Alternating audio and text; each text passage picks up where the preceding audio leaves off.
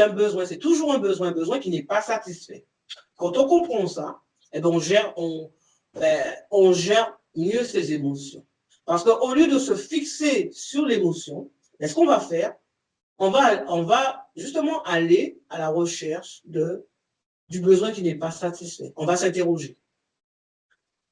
Parce que tout est une question de perception, en fait, des choses. Donc, ce qui est important, c'est de s'interroger sur la perception que vous avez la perception que vous avez de l'émotion, mais surtout, la question fondamentale qu'il faut se poser, c'est quel est ce besoin qui n'est pas satisfait chez moi? Alors, au lieu de se focaliser sur l'émotion, ce que vous allez faire, c'est vous focaliser sur le besoin et rechercher le besoin. Et donc, à ce moment-là, dès lors, vous allez chercher à assouvir ce besoin-là. Mais la plupart du temps, ce qui se passe, c'est que on va beaucoup plus se fixer sur l'émotion en elle-même. Et on va carrément occulter ce besoin-là. Parce que, de toute manière, on ne sait même pas qu'on a un besoin, en fait. Mais c'est pour ça qu'il faut le savoir. Et toujours se poser la bonne question, à savoir quel est le besoin qui n'est pas satisfait. Alors, quelle est la dernière fois que vous avez ressenti une émotion? Et quelle était l'émotion que vous avez ressentie? Et comment vous avez réagi, en fait? Est-ce que vous pensez que vous avez bien réagi?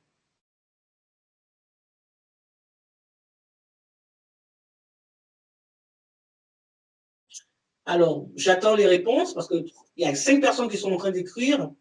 Alors, Evita dit qu'elle a eu de la colère face à une demande d'un client.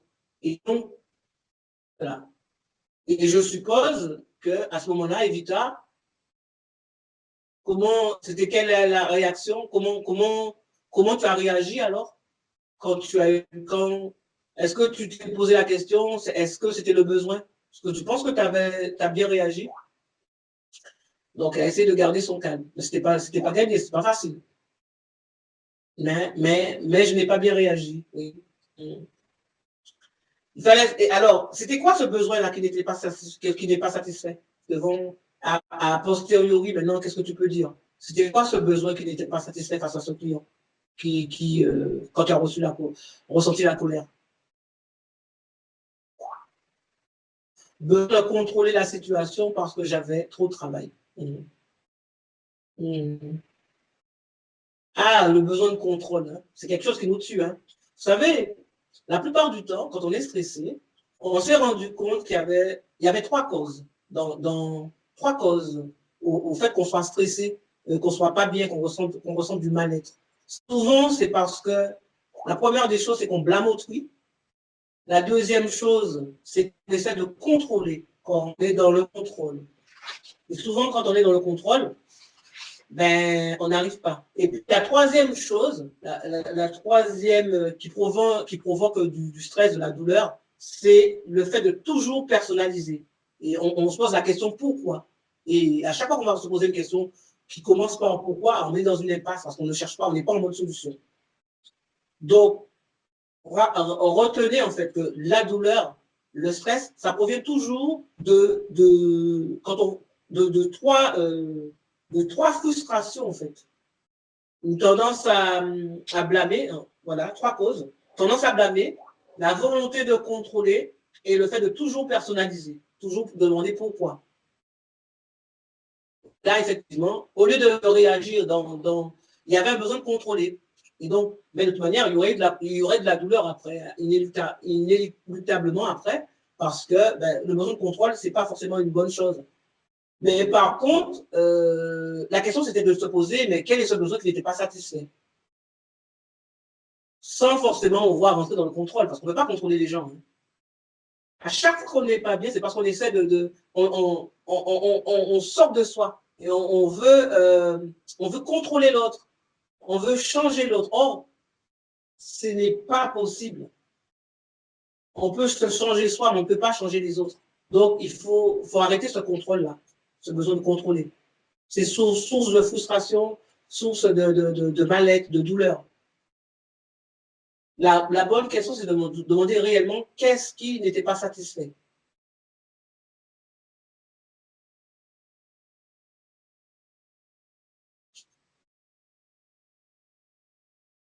Et peut-être que là, je pense que tu avais plus le besoin de travailler, comme tu dis, tout à l'heure, tu m'as dit, tu avais besoin peut-être de te concentrer sur son travail, peut-être pouvoir travailler, que c'était ce besoin-là, je ne sais pas. Ensuite, Alice nous dit un peu d'énervement avec un client. J'ai écouté la conversation en expliquant que je faisais le maximum. Ben oui, on fait toujours le mieux qu'on peut. Hein. Un peu d'énervement. Donc voilà. Le fait que tu t'étais énervé. Et c'était quoi le besoin qui n'était pas satisfait? De tomber dans l'énervement. La question, c'était de se poser ça. Peut-être qu'il y avait un besoin d'écoute, en fait.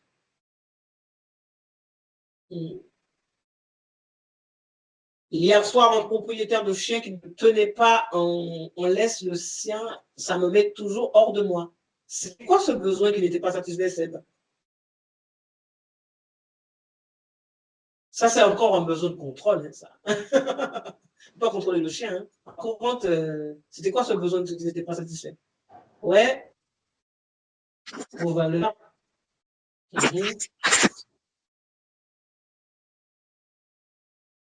Donc, il faut vraiment se demander, hein, c'était quoi ce besoin-là? Parce qu'on peut se sentir frustré, mais la bonne question, c'est voilà, c'est retrouver le besoin, en fait. Et ça allait en soi, systématiquement, se poser la question.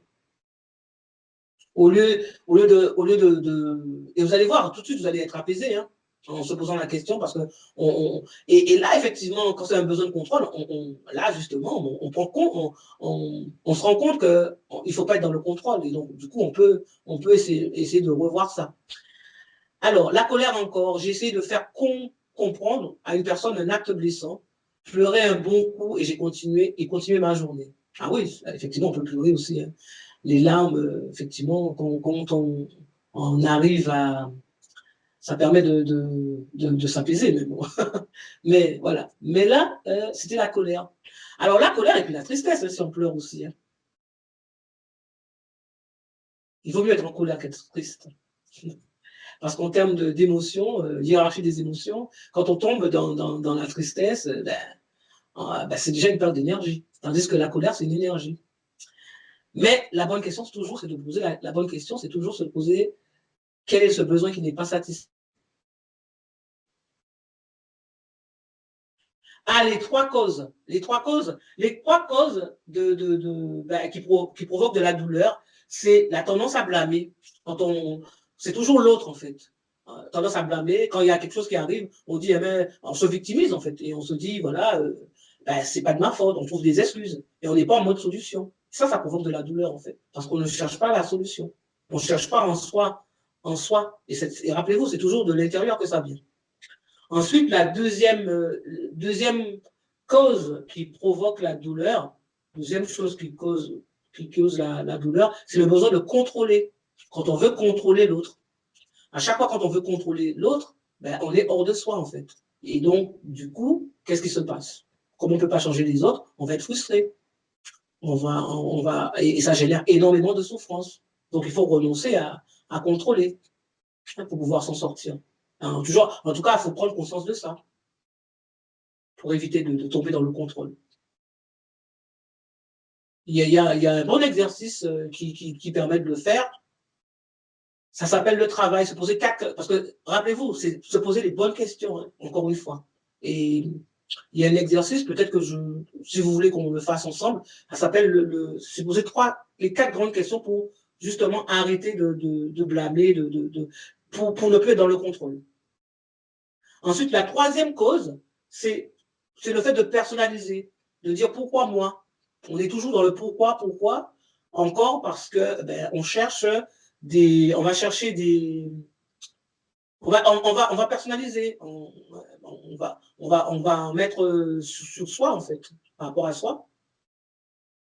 Et on est dans la question du pourquoi. Et toutes les questions qui commencent par pourquoi hein, finissent toujours par une impasse. La bonne question, il faut toujours se poser la question par comment. Et là, on est en mode solution. Il faut arrêter de personnaliser et de toujours renvoyer à soi, en fait. Donc voilà les trois causes de la douleur, en fait. La tendance à blâmer, la volonté de contrôler et le fait de toujours personnaliser, de renvoyer à soi. En fait, ce qu'il faut, c'est sortir du rôle de la victime, en fait, et se sentir acteur et trouver des solutions, en fait, et se poser les bonnes questions.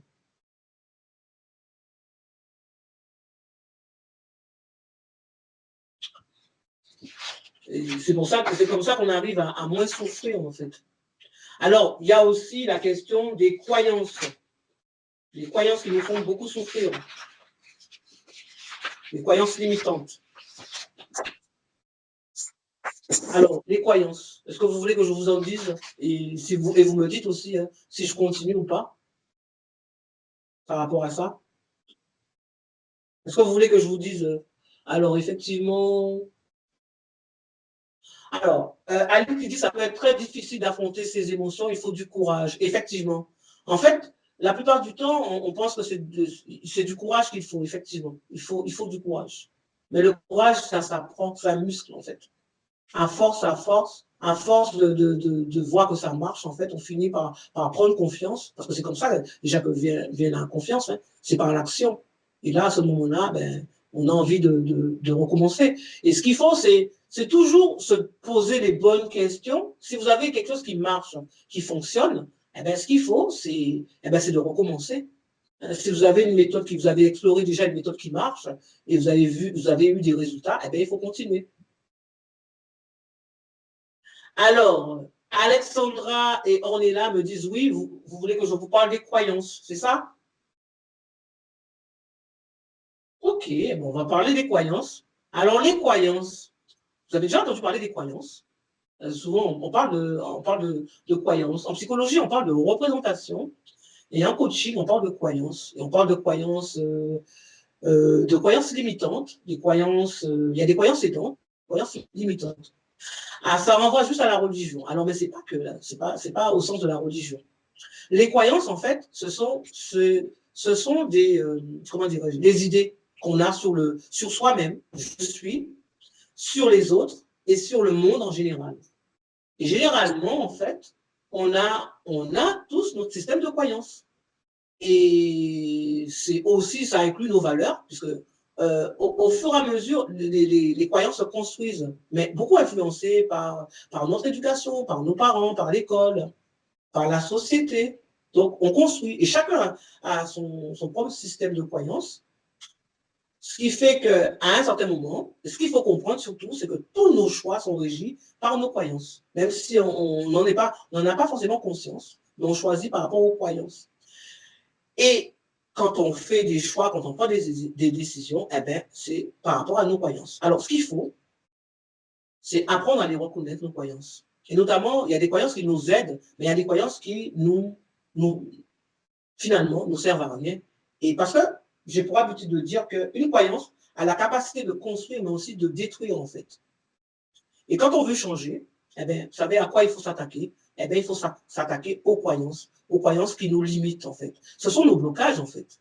Quand on parle de blocage, eh bien, souvent, c'est par rapport à nos croyances. Alors, on a des croyances surtout. Hein. On a des croyances en amour, on a des croyances sur l'argent, on a des croyances ben, sur les gens, mais on a des croyances surtout sur soi-même. Je suis capable de faire ça ou je suis incapable de faire ça. Je suis ça, ah c'est bien moi ça. Mais voilà, c'est encore des croyances. Hein. Et vous êtes ce que vous croyez. Parce que vous êtes ce que vous pensez. Une chose existe parce que vous le pensez, en fait, parce que vous le croyez. Alors, est-ce que c'est clair? Et est-ce que vous pouvez me dire, en fait, quelles sont vos croyances par rapport à... Alors, par exemple, on va prendre un thème. Par rapport à l'amour, en fait. Parce que c'est bien, parce que ça peut intéresser tout le monde. Quelles sont vos croyances à propos de l'amour? Parce que souvent, on a des croyances, des choses qu'on a entendues. Hein. Alors, vous savez que c'est une croyance quand quelqu'un d'autre peut prendre exactement le contre-pied de ça. Parce qu'en fait, ce que je ne vous ai pas dit, c'est que les croyances, ça peut être, ça peut ne pas être la vérité. C'est pas forcément la vérité. Hein. C'est juste des croyances, en fait. C'est pas forcément la réalité. C'est pas forcément la vérité. La notion de vérité, même, bon, pour moi, ça n'existe pas, mais c'est quoi? Donc, on croit à quelque chose et on croit dur comme fer. Et des fois, c'est très difficile de faire bouger les croyances, en fait. Parce que ben, si on a toujours cru ça, ben, on finit par penser que c'est vrai. Alors qu'en fait, ce qu'il faut, c'est remettre en cause ses croyances. Et c'est une des causes de la souffrance, de la douleur, c'est quand on s'accroche encore à des croyances erronées, des croyances limitantes. Et ça peut nous détruire. Est-ce que vous avez repéré en fait certaines de vos croyances, par exemple? Alors, je parlais d'amour parce que c'était plus facile, mais on peut rester dans le domaine du travail hein, pour parler de croyances. C'est-à-dire que, ben, on peut dire que voilà, il y a telle chose, voilà.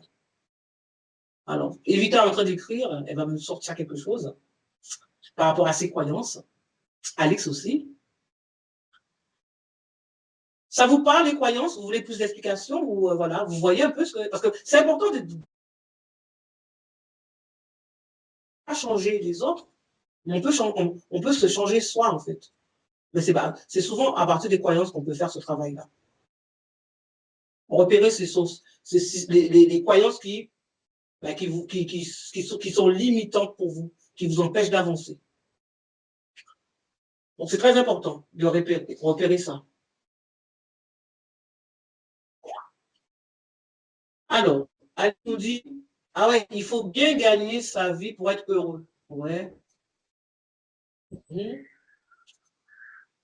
Et là, on pense que non. Voilà. Donc, est-ce que tout le monde, parce que tout le monde ne partage pas cette croyance-là. Parce que moi, je peux prendre le contre-pied. Hein. Quand elle me dit, il faut bien gagner sa vie pour être heureux, je me dis, ah bon, mais moi, je connais des gens qui sont heureux et qui ne gagnent pas forcément, qui roulent pas forcément sur l'or. Et pourtant, ils sont très heureux. Moi, j'en connais. Voilà. Donc, ça c'est effectivement, voilà. Alors que peut-être on a hérité ça depuis de ses parents, et puis c'est quelque chose qui va nous bloquer, qui va nous conditionner, et qui va nous enfermer dans des schémas, et à ne plus pouvoir en sortir. Alors, j'ai peur du conflit, Sandy nous dit, j'ai peur du conflit, car cela voudrait dire qu'on ne m'aime pas. Eh bien oui, ça effectivement, c'est aussi une croyance, en fait. Hein. Parce qu'en fait, parce que pour elle, pour Sandy, en fait, pour Sandy, le conflit, c'est le désamour, en fait. Donc, automatiquement, elle va, au travail, elle va éviter le conflit. Et éviter le conflit, ça veut dire aussi qu'elle ne va pas dire non, elle ne va pas s'affirmer à certains moments où elle doit s'affirmer. Donc, ça veut aussi dire que qu'elle a une croyance qui est très forte là, dont il va falloir se débarrasser parce que le conflit, c'est quelque chose justement, qui peut être important à vivre. De tout, on peut pas, le conflit peut même être salutaire. Hein. Donc, c'est important de changer de croyance. Parce que ça permet le fait d'avoir peur du conflit, ça fait faire des choix. Et là, ça peut générer énormément de souffrance. Parce qu'on va éviter le conflit, on est dans l'évitement, alors que des fois, il vaut mieux dire les choses. On ne va pas dire les choses, on ne va pas s'affirmer. Alors, ça dit exactement, c'est en cours, parce que finalement, ça aide à faire le ménage, et je le vois bien. Oui, effectivement, il faut se débarrasser de ces croyances, en fait. Alors, moi, je vous invite, en fait, c'est ça, de repérer, en fait, toutes les croyances que vous avez à propos du travail, et de vous en débarrasser. Et vous faites la même chose dans les autres sphères de votre vie. Et vous verrez que ça va être vraiment salutaire pour vous, en fait. Ça va vraiment être bénéfique. Au lieu de blâmer les autres, au lieu de se victimiser, il faut commencer à faire un travail sur soi. Et on commence par travailler sur les croyances.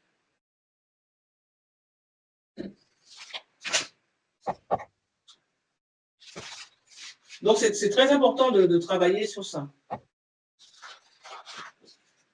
Pour pouvoir, et tout ça, ça contribue à gérer le stress, en fait. OK. Alors maintenant, je vois que l'heure tourne. Ça fait un moment qu'on est ensemble. Il y a des personnes qui ont peut-être... moi, je vous invite maintenant à me poser des questions et comme ça, on pourra répondre. Et ça va finir par être interactif et poser les questions que vous avez à me poser. On n'a pas tout abordé, mais rappelez-vous, hein, en gros, on a vu comment déjà prévenir le stress et prévenir le stress, mais aussi mieux gérer le stress par rapport à ses émotions. On n'a pas tout vu, mais effectivement, c'est déjà une bonne angle d'attaque pour pouvoir, pour pouvoir moins souffrir au travail et moins stresser. Alors, j'attends vos questions. On est là en train d'écrire.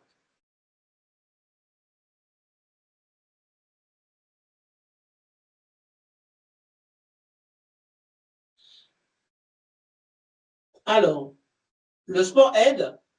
Le sport aide-t-il dans la gestion des émotions? Ben oui, parce que le sport, en fait, parce que quand on parle ben justement de stress, ben, c'est aussi les émotions aussi.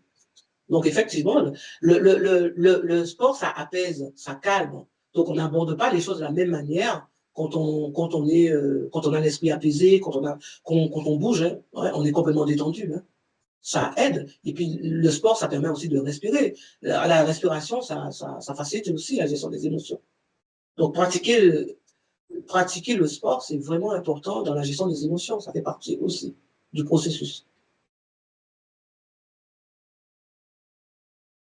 Est-ce que j'ai répondu à la question?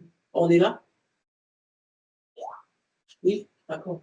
Donc, effectivement. De toute manière, on est moins en colère parce que quand on pratique le sport, ben, c'est un moyen d'évacuer aussi. Donc, c'est surtout ça. Et donc, du coup, ben, quand on est moins rempli par les émotions, on aborde les choses d'une autre manière, d'une meilleure manière, en tout cas. Sandra et Muriel sont en train d'écrire par rapport à... J'attends vos questions. Hein. Alors, comment combler le besoin de reconnaissance? Ok. Comment combler le besoin? C'est pas un besoin de... En fait, je ne sais pas si c'est vraiment un besoin, en fait, la reconnaissance. Parce qu'à partir du moment où on parle de la reconnaissance comme un besoin, on est déjà dans une forme de dépendance. Et la dépendance, eh bien, ça permet ça empêche d'avancer quand on est dépendant. Moi, je pense qu'il ne faut surtout pas tomber dans la dépendance. Et c'est pour ça que je conseille, et je le dis, hein, en général, on ne travaille pas pour de la reconnaissance. Autrement dit, moi, j'aurais posé la question autrement, hein, à savoir que ben, le besoin de reconnaissance, en fait, vient de l'estime de soi. Et lorsqu'on a un besoin de reconnaissance, un besoin d'approbation, ça veut surtout dire que ben, il y a des choses qu'il faut encore travailler sur soi, de manière à faire grandir, tout à l'heure, ce que je vous disais tout à l'heure, son enfant intérieur, et on est moins dans la dépendance, on est plus autonome, et on cherche à moins on cherche moins la reconnaissance. Et quand la reconnaissance vient, c'est sûr qu'on apprécie énormément, mais on n'est pas dépendant. Il ne faut pas tomber dans la dépendance, en fait. Alors, c'est normal, hein, on a besoin, mais il ne faut pas être dans la dépendance. C'est surtout ça, en fait. Donc, pour moi, c'est pas un besoin. C'est un besoin qu'on doit combler soi-même, en fait, le besoin de reconnaissance. Autrement dit. C'est pas l'autre, en fait, qui doit combler votre besoin de reconnaissance. Autrement dit, ça veut dire que vous mettez votre bonheur dans la poche de quelqu'un d'autre. Or, c'est vous-même qui allez combler ce besoin de reconnaissance-là. Et si on est dépendant, ça veut dire que, ben, effectivement, il faut faire un travail sur soi par rapport à son enfance pour pouvoir combler. Parce que surtout, le petit enfant en soi qui n'a pas suffisamment eu de reconnaissance. Parce que c'est au cours même du développement, parce que ben, le petit enfant, il a besoin de quoi pour développer bien son estime? Il a besoin de reconnaissance. Il a besoin c'est le premier niveau hein, de reconnaissance. Il a besoin de protection et de sécurité. Et ces trois besoins-là doivent être comblés dès l'enfance. Par contre, le plus souvent, ce qu'on retrouve, c'est que ces besoins-là ne sont pas forcément comblés. Et ce qu'il faut, à ce moment-là, ben, c'est chercher à le combler parce que les parents, là, maintenant, on ne peut plus en vouloir à ses parents. C'est plus aux parents de le faire, c'est à soi-même de le faire. Et ça, il faut le faire par une démarche personnelle, se faire aider si besoin, parce que souvent, on ne sait pas forcément comment le faire. Et moi, je t'inviterai vraiment de faire un travail sur soi, beaucoup plus en profondeur, pour pouvoir combler ce besoin de reconnaissance, parce que c'est pas aux autres de combler la reconnaissance, c'est plutôt à toi-même de le faire. Alors, est-ce que l'on peut être dépendant et avoir quand même de l'estime de soi? Et les deux sont totalement contradictoires. Est-ce que l'on peut être dépendant? Alors, je veux dire, dans une certaine mesure, on est toujours un peu dépendant de quelque chose, de quelqu'un. Mais c'est quand on tombe dans une dépendance affective extrême, où là, franchement, on cherche systématiquement l'approbation de l'autre, ben là, on peut dire qu'on a besoin de travailler sur soi-même et qu'on manque d'estime de soi. Mais dans une certaine mesure, quand on est en couple, on va dans une certaine mesure toujours en couple ou même dans un travail avoir une forme de dépendance. Mais c'est quand la dépendance est trop grande et quand on n'est pas assez autonome, et ça on peut le sentir parce peut le sentir parce qu'on cherche systématiquement l'approbation de l'autre, on n'arrive pas à s'affirmer et c'est là qu'on peut penser qu'il y a une trop grande dépendance qu'il faut travailler. Mais dans une certaine mesure, on a toujours à la base, il y a toujours quelque chose de dépendant en soi, en fait. Alors, on a vu que l'estime de soi, c'était comment je me sens valable. Et la confiance, comment je me sens capable. Concernant l'estime, elle est dans ce cas constamment en évolution. Ah oui, l'estime de soi, ça fluctue, en fait. Ça fluctue par rapport aux actions que vous allez mener, par rapport à la confiance que vous allez, par rapport à la confiance. Hein, c'est la confiance qui alimente l'estime. Alors, souvent, quand je dis ça fluctue, c'est parce que ça peut changer. Parce qu'à l'occasion, si vous avez, comment on voit que ça change des fois, ben, à l'occasion d'une rupture, ben, l'estime de soi, ben, ça baisse. Hein. Quand on perd son travail, ben, l'estime de soi, ça baisse parce qu'on a un sentiment d'échec. Quand on divorce, ça baisse aussi. Donc, c'est pour ça que l'estime de soi, c'est pas acquis. C'est pas quelque chose d'acquis d'avance. Hein. Ça fluctue. Mais c'est quelque chose qu'on peut alimenter, qu'on peut travailler, qu'on peut développer. Et on travaille, il y a des méthodes voilà, pour travailler, pour justement faire remonter son niveau d'estime de soi. Et c'est ce que je fais en général. Hein. Quand les gens arrivent, ils me disent qu'ils sont en pleine rupture, ou qu'ils ont perdu leur travail, qu'ils sont pas bien, qu'ils se font harceler. Voilà, souvent l'estime de soi est en berne. Et toute la question, c'est de faire remonter l'estime de soi à ce moment-là. Recommencer à se sentir valable, parce qu'on a vraiment l'impression, parce qu'on a été dévalorisé, et on se sent vraiment nul. Et on s'auto-sabote et on continue. Donc il faut changer ça. Concernant l'estime, elle est dans ce cas constamment oui, car si cela se passe par le regard des autres, alors si cela se passe par le regard des autres, les regards changent tout le temps, donc comment arriver à avoir une bonne estime de soi puisqu'il y a des regards mauvais et des regards bons. Alors, l'estime de soi, c'est pas dans le regard des autres, en fait. J'ai dit, ça se construit très tôt dans le regard des parents, mais ça se construit pas dans le regard des autres. Quand vous avez besoin des regards de l'autre pour pouvoir bien vous sentir, là, il y a déjà une faiblesse d'estime de soi, en fait. Et il faut travailler ça. Parce que, voilà, hein, c'est justement, ça se construit très tôt. Là, mais après, vous n'avez plus besoin de vos parents. C'est à vous d'alimenter votre estime et de faire en sorte que, comment on fait pour garder toujours une bonne estime il y a plein de choses qu'il faut faire. Par exemple,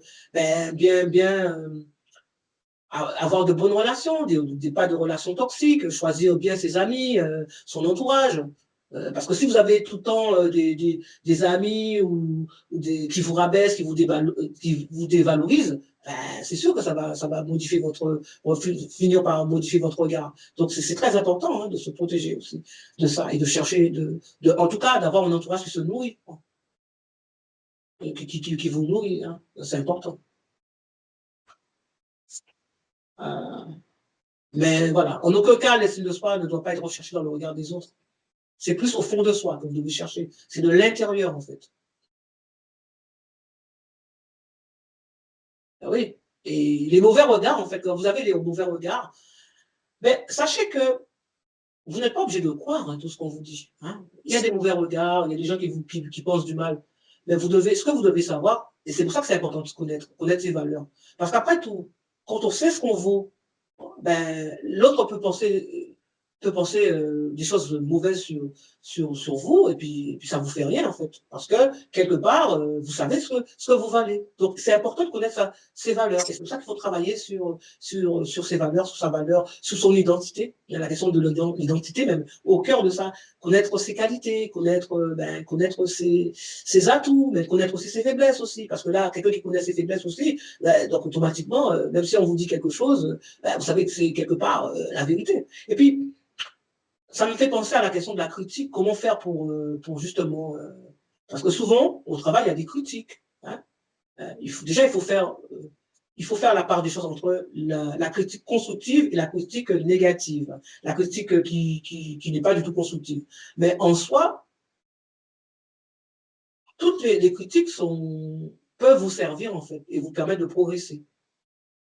Donc, mais quand les gens vous dévalorisent, alors souvent c'est parce que les gens n'ont pas forcément la bonne formule, des fois c'est parce qu'ils sont très maladroits, hein, mais dans tout, il faut chercher l'intention, et rechercher l'intention positive en quelque sorte. Derrière ça, c'est se poser la vraie question, est-ce que la personne a une bonne intention derrière ça, quand la personne vous fait une critique, hein. C'est ça qui est important en fait. Parce qu'en tout, il y a des critiques très, très négatives, mal faites, maladroites, mais au fond, qui vous font avancer quand même. Hein. Donc, il faut aussi prendre de la hauteur, prendre du recul, relativiser par rapport à ça. Et il existe des techniques aussi pour mieux prendre la critique, parce que tout est une question aussi de savoir bien gérer ses émotions aussi, ne pas prendre pour soi.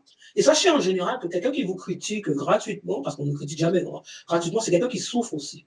C'est souvent quelqu'un qui souffre plus que vous, en fait. Derrière ça, il y a beaucoup de souffrance, en fait.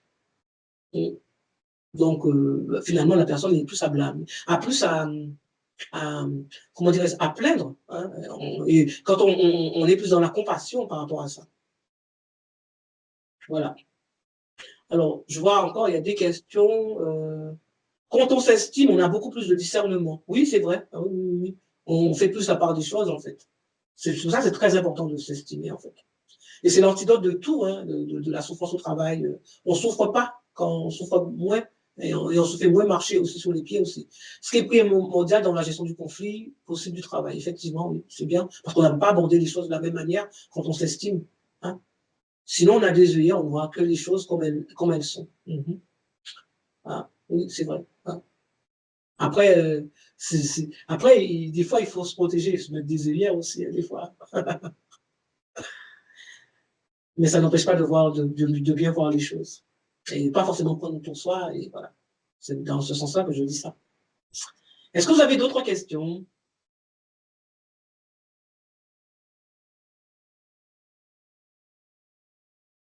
Dites-moi, oui ou non? Non. Alexandra dit non. Alors, bon, ça veut dire que ça va pour aujourd'hui. Est-ce que vous avez eu les réponses au stress et que aujourd'hui vous allez pouvoir mieux appréhender le stress avec ce que je vous ai dit? C'est bien en train d'écrire. 3 autres personnes. Voilà, Alix aussi. Oui, et merci beaucoup. Lydia, c'est Dunia. Moi, je peux proposer un exercice si vous voulez, un petit outil pour finir.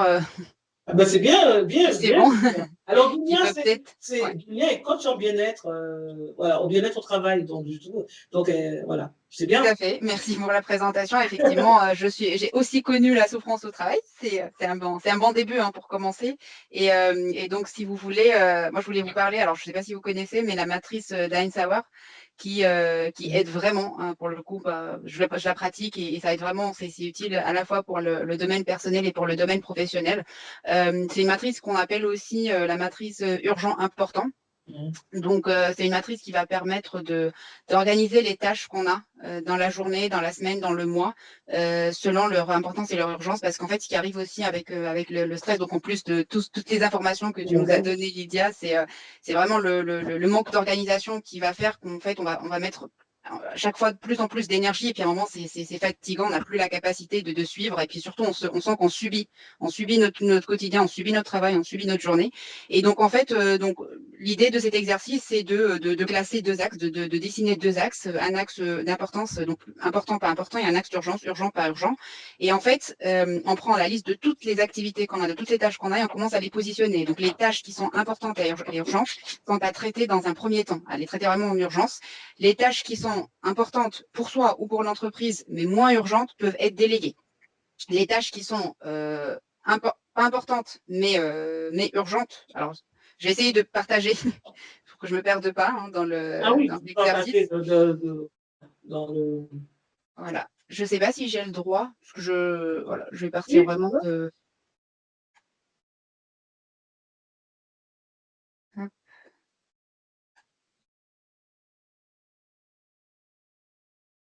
Voilà. Et je partage. Voilà, c'est une matrice qu'on peut retrouver partout sur Internet. On en a également parlé, je pense, dans l'un des articles qui est publié sur les blogs de Lydia. Donc voilà, tout ce qui est urgent et important, c'est à faire en priorité. Tout ce qui est urgent et non important peut être délégué. Tout ce qui est non urgent et important est à planifier dans les prochains jours. Et puis tout ce qui est non urgent et non important est à éliminer. Parce que, encore une fois, ce qui peut arriver quand on a vraiment beaucoup de choses à faire, c'est qu'on a tendance à faire tout ce qui est urgent et on oublie ce qui est important. Voilà. Donc, je ne sais pas si c'était clair pour l'exercice, Lydia, tu peux bien évidemment. Après, il y a une précision, parce que souvent, je me suis rendu compte que on ne sait pas ce que c'est qu'une tâche urgente, en fait. Et les gens confondent souvent urgent et important, ou urgent et prioritaire. Alors, juste un exemple pour pouvoir comprendre ça. Le téléphone sonne pour vous. Est-ce que c'est urgent ou important? Dites-moi, quand le téléphone sonne, est-ce que c'est urgent ou important? Ça sera une tâche à faire. Vous allez mettre dans la matrice, où est-ce que vous allez positionner le téléphone qui sonne? Urgent ou important? Alors, on est là dit important, Muriel dit urgent, Evita important. Et Alexandra dit ni l'un ni l'autre. Sandy dit que c'est important. Tout dépend du contexte. Il y a 3 autres personnes qui sont en train d'écrire, alors j'attends. Alors, urgent. Alors, je ne sais pas ce que... Voilà, urgent. Tania a dit urgent.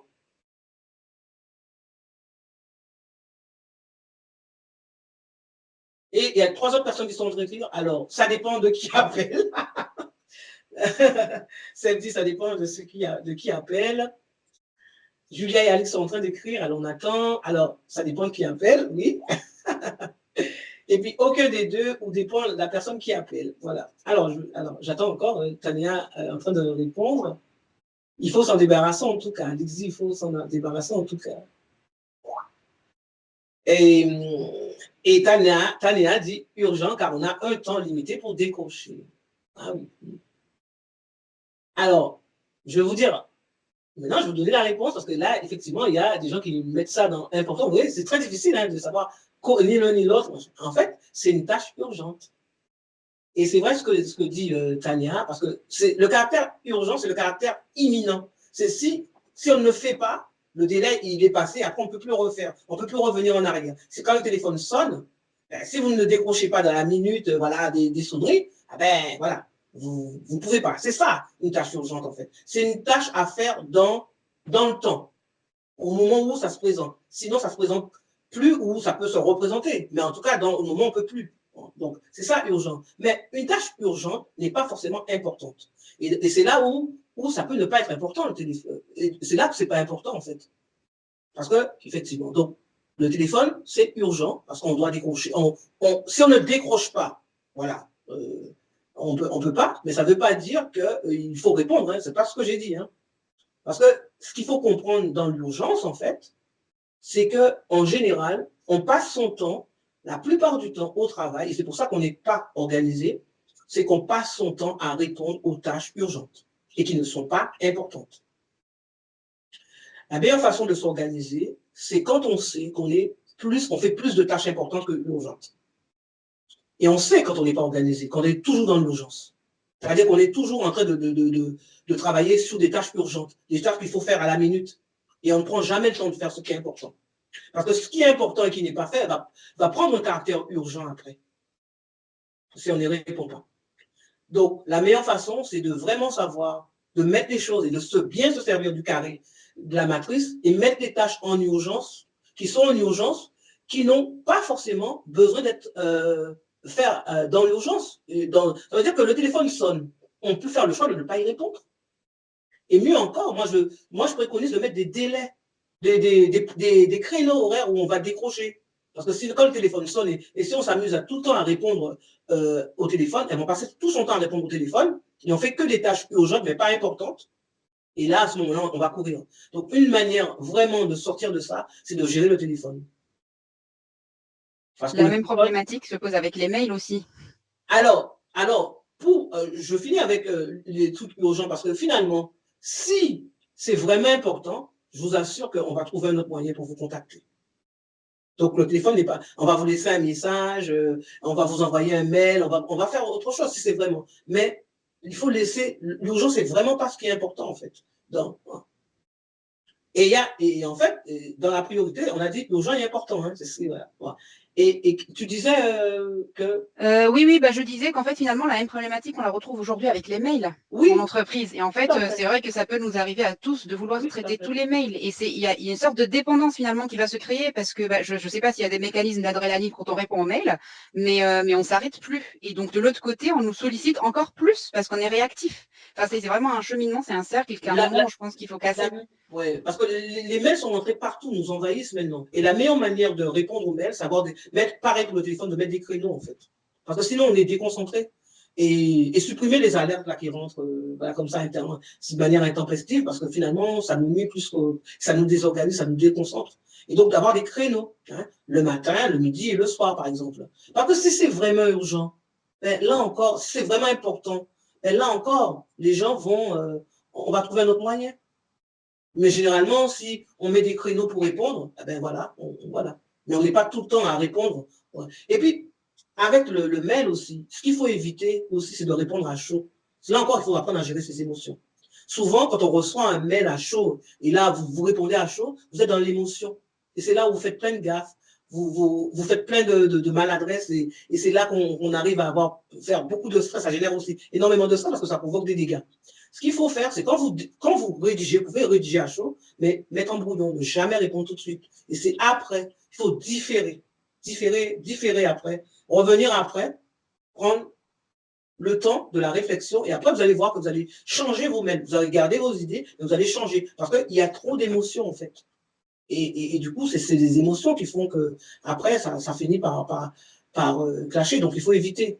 Donc, en aucun cas, les mails ne sont à gérer de manière urgente. Voilà. Donc, il faut toujours prendre le temps. Hein. Quoi qu'il en soit, il faut toujours prendre le temps de la réflexion. C'est très important.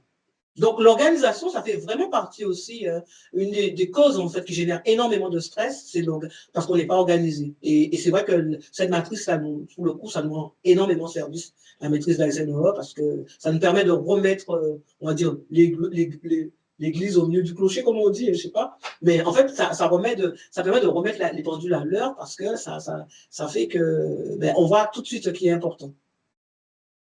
Après, question d'organisation, il y aura plein de choses à dire, hein, parce que c'est pouvoir organiser ses journées, parce que ça génère énormément. Au milieu du village. OK, merci Alexandra. Elle met vraiment l'église au milieu du village. OK, c'est vrai, c'est vrai.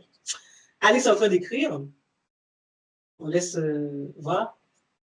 Donc, c'est vrai que si vous voulez qu'on parle d'organisation, parce que ça génère énormément de stress, je peux aussi vous en parler aussi. Il y a un qui m'a appelé tout à l'heure, il m'a dit, je vous dérange pas trop. Il est conscient que je n'ai pas le temps, mais il m'appelle pour un rien quand même. Alex. Alors, quand quelqu'un vous appelle, vous dit, je vous dérange pas trop, alors moi, je dis en boutade, c'est déjà fait. Et donc, voilà. Parce que déjà, c'est quelqu'un déjà, quand on appelle quelqu'un, moi, je pense pas qu'il faut demander si je vous dérange pas trop, parce que si on le fait déjà, voilà. C'est quelqu'un c'est un manque d'affirmation, je dirais plutôt. On n'appelle pas quelqu'un pour vous dire je ne vous dérange pas trop. Voilà. Donc, si on appelle, et puis voilà, et puis on prend le risque d'appeler, c'est tout. Moi, c'est ce que j'aurais à dire à la personne. Quoi. Muriel est en train d'écrire. Alors, quelquefois, on n'a pas le choix des sujets urgents ou importants. On n'a pas le choix. Comment on n'a pas le choix? C'est que si on n'a pas le choix, c'est qu'on n'a pas, on donne pas forcément du sens à son travail. On ne sait pas trop, on travaille un peu trop en aveugle et donc, du coup, on n'arrive pas à discerner ce qui est urgent et peut-être aussi parce qu'on est trop dans les émotions aussi. Que ça nous empêche de voir clair aussi. Ils sont imposés par la hiérarchie. Oui, ils sont imposés par la hiérarchie. Donc, à ce moment-là, ben, il faut classer, après, il faut respecter je veux dire, la hiérarchie, la catégorisation de la hiérarchie. Et puis, mais par contre, ça génère énormément de stress. Parce qu'une des raisons aussi du stress, c'est qu'on a vu tout à l'heure, c'est quand on a l'impression qu'il n'y a pas d'organisation. Hein, donc, du coup, on a plutôt l'impression que c'est du n'importe quoi. Moi, je pense qu'il faut à un certain moment être proactif et aussi revenir aussi et dire, voilà, voilà, savoir présenter des choses et en disant, oui, mais voilà, dire, voilà, mais je pense qu'on devrait plutôt faire cette tâche-là avant, ouais, voilà. Et là, de toute manière, après, à force de faire ça, ben, il y aura une confiance. Ça veut dire qu'aussi, il n'y a pas forcément la confiance aussi au niveau de la hiérarchie. Parce que quand on est en confiance vis-à-vis, donc on fait confiance et voilà, ben, on peut renégocier ça auprès de sa hiérarchie. Sinon, ça veut dire aussi que vous n'avez pas effectivement assez de, comment dirais-je, assez de visibilité aussi. Hein. Mais là, à ce moment-là, il faut respecter la hiérarchie. Voilà. Mais ce qui est important, c'est de donner du sens à son travail. Et souvent, quand on ne donne pas assez de sens à son travail, il faut rechercher le sens. Et il faut poser aussi des questions aussi, hein, pour comprendre, pour mieux comprendre. Alors, Muriel est en train d'écrire. Oui, c'est ça. C'est ça, hein? Ok. Et Muriel est toujours en train d'écrire. On va laisser. Est-ce que vous avez d'autres questions? Alors, n'hésitez pas. Hein. Je suis pas là pour répondre. C'est vrai qu'on n'aura pas tout vu, mais là, je veux bien répondre à vos préoccupations, vous permettre d'avancer un petit peu dans vos problématiques de stress, de douleur au travail, ce qui vous dérange le plus, en fait, au travail. Souvent, en fait, la vie est beaucoup plus simple qu'on ne le pense. Hein. Et on a tendance plutôt à se noyer dans un verre d'eau. Et au travail, c'est pas facile parce qu'on ne peut pas changer les autres, mais on peut changer. Il y a un manque de visibilité, je suis d'accord, hein, oui, effectivement. Mais ça, c'est aussi le management qui veut le système de management aussi, parce qu'on sait que tous justement, les formes de management qui fonctionnent le plus, c'est celles qui font participer hein, les collaborateurs. Hein. Ça donne beaucoup plus de résultats. Mais c'est vrai que depuis quelques années, on a vu une montée en fait de tout ce qui est management, on va dire jusqu'à management toxique. Et toutes ces situations n'arrangent pas les choses en fait. Et il y a de plus en plus de manque de visibilité parce qu'on pense que quand on va faire de la rétention d'informations, ben, que finalement on aura plus de contrôle sur les employés, sur les salariés. Or, toutes les études et tout on démontrent que c'est faux, au contraire. Plus un salarié donne du sens à son travail, plus il coopère, plus il collabore. Au contraire, on a tout à gagner en fait quand on met de la visibilité. Mais malheureusement, ben, il y a des managers qui n'ont pas forcément compris ça. Hein. Mais ça, on aura l'occasion de reparler de la question du management. C'est vendredi avec Magali Villotto qui, je l'ai vu, elle était avec nous, je ne sais pas si elle est repartie, mais voilà, elle va nous entretenir, elle va nous parler un peu de ça aussi. Alors, est-ce que vous avez encore des questions? Dites-moi. J'attends vos questions.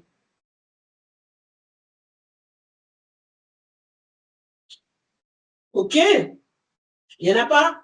Alors, dites oui ou oui, ou dites non ou non. Non. OK. Alors, s'il n'y a pas de questions, alors qu'est-ce qu'on va faire? Evita et Muriel sont en train d'écrire non, pas de question. Alors, ce que je vous propose, ben, c'est de retenir tout ça et demain, on verra. Hein, si vous avez encore des questions, vous pouvez toujours revenir là-dessus. Alors, demain, demain, on va aborder la question des personnes toxiques, les manipulateurs, les pervers narcissiques au travail. Je ne sais pas si vous les avez rencontrés en personne, mais les manipulateurs sont partout, en fait. Ils sont en amour, ils sont au travail, ils sont partout. Et donc, voilà. Et donc, je pense que, je subis en ce moment. Donc, ben, on aura l'occasion d'en parler, hein, voilà, et d'échanger là-dessus, hein, de vous proposer ben, des solutions, dur de les reconnaître. Alors, c'est pas si dur de les reconnaître, c'est juste savoir, en fait. Il y a des choses qui permettent de repérer un manipulateur, un pervers, et savoir s'en prémunir, voilà. Donc, on verra encore demain comment on va faire pour justement les reconnaître déjà, hein, et savoir comment faire. OK? Ben, si vous n'avez pas d'autres questions, super, dit Alexandra. Donc, je vous remercie beaucoup d'avoir participé à cette première journée et d'avoir été aussi, réactif, hein, parce que ça nous a permis de comprendre un peu toutes les préoccupations des uns et des autres. J'espère que, en tout cas, que j'aurais fait du mieux que je peux et que j'aurais répondu à vos questions et que vous n'allez pas dormir avec une colère, avec une frustration, voilà, et que j'aurais répondu à toutes vos questions. Voilà. Ben, je vous remercie, hein, de m'avoir accueilli chez vous, hein. Voilà. Et donc, merci, super et merci beaucoup. Alors, je vous donne rendez-vous à demain